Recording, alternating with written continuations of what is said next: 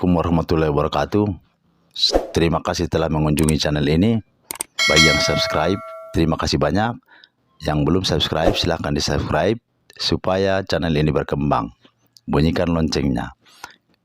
Kita sedang membahas tentang Buya Syakur yang mengatakan bahwa dulu Nabi Muhammad ketika menguasai Mekah, beliau membiarkan gambar Yesus dan Bunda Maria tetap menempel di dalam Ka'bah. Itu menurut Buya Syakur.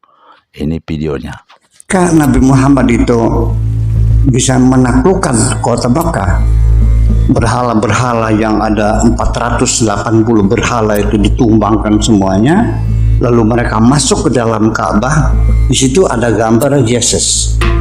Ada gambar Siti Maryam sedang menggendong Nabi Isa. Begitu mereka akan menghapus gambar Isa dengan Siti Maryam itu, kata Nabi mengatakan gambar ini biarkan saja, jangan dihapus. Ini ada di kitab Akhbar Makkah lil Wahidi. Kenapa gambar Nabi Isa tidak boleh dihapus, berhala boleh ditumbangkan? Gambar ini yang dia maksud ada di dalam dinding Ka'bah di bagian dalam. Ini yang membuat Buya Syakur menjadi idola dari YouTuber-YouTuber Kristen.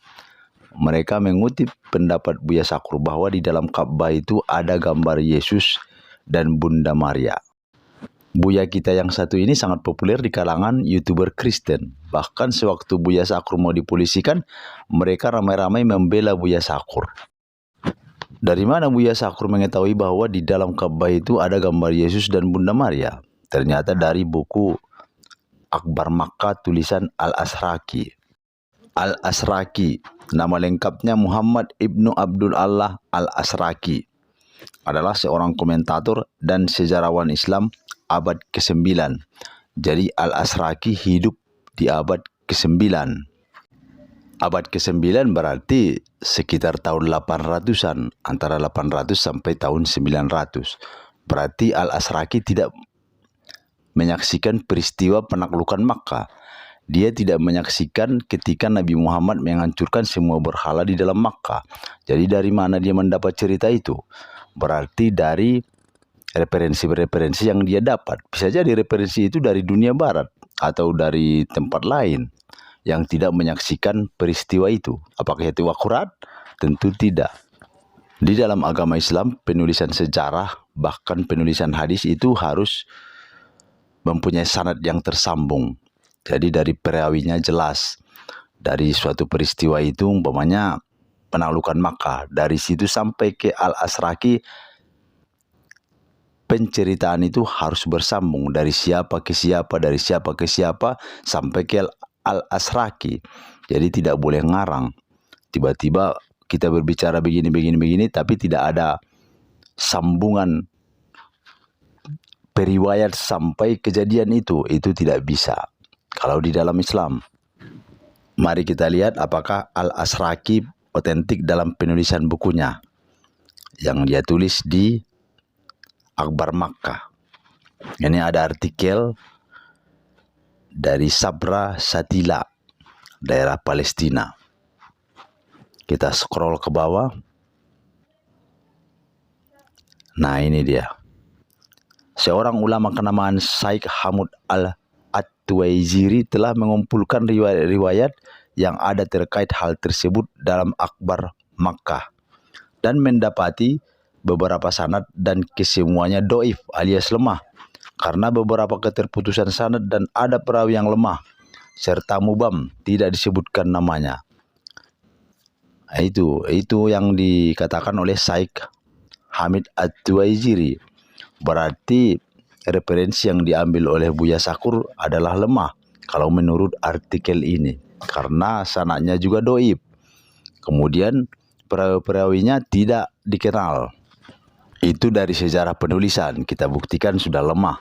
Sekarang kita ke hadis Nabi Muhammad SAW dari Dakwah ID. Dari hadis Imam Al-Bukhari rahimahullah mengatakan,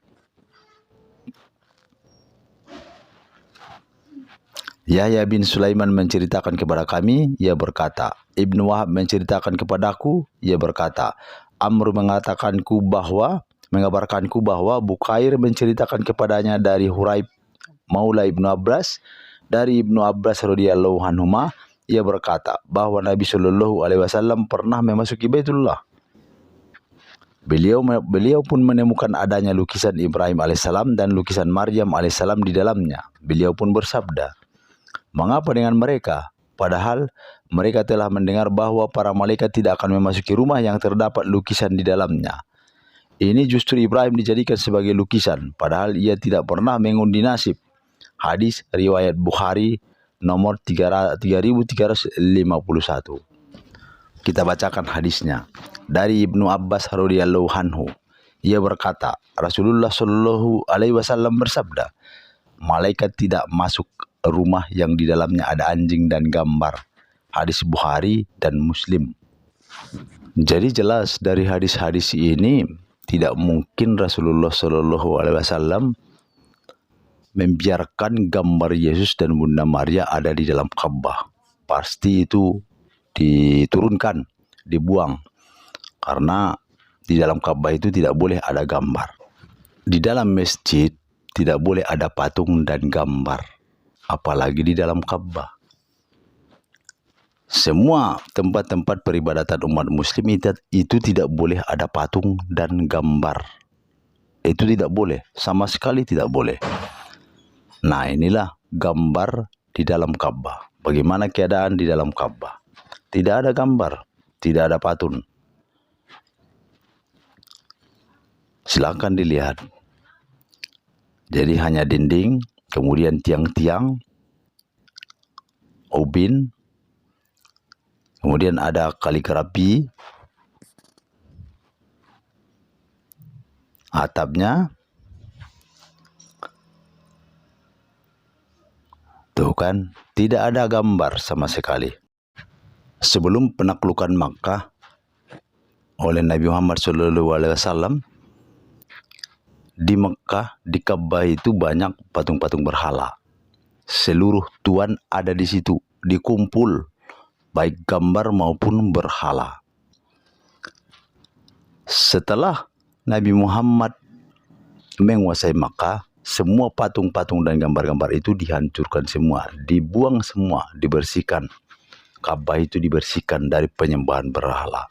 Itu adalah simbol dari tauhid. Jadi begitu datang Islam, tuhan-tuhan palsu, tuhan-tuhan yang dibuat-buat oleh manusia, yang dibikin oleh manusia, itu harus lenyap. Yang ada adalah penyembahan total kepada Allah Subhanahu wa Ta'ala, Tuhan langit dan bumi. Itu maknanya. Makanya sebelum Islam menguasai Makkah, sebelum Islam datang, orang-orang Quraisy gemar mengumpulkan tuhan-tuhan yang ada di seluruh kawasan. Tuhan-tuhan itu dibuat replikanya kemudian dipajang di Ka'bah. Nah, begitu Islam datang, semua tuhan-tuhan palsu itu dihancurkan, dibuang, diganti dengan Tuhan yang sebenarnya. Hanya ada satu Tuhan, tidak beranak dan tidak diperanakkan, Allah Subhanahu wa Ta'ala. Terima kasih sahabat-sahabat telah menyaksikan channel ini. Assalamualaikum warahmatullahi wabarakatuh.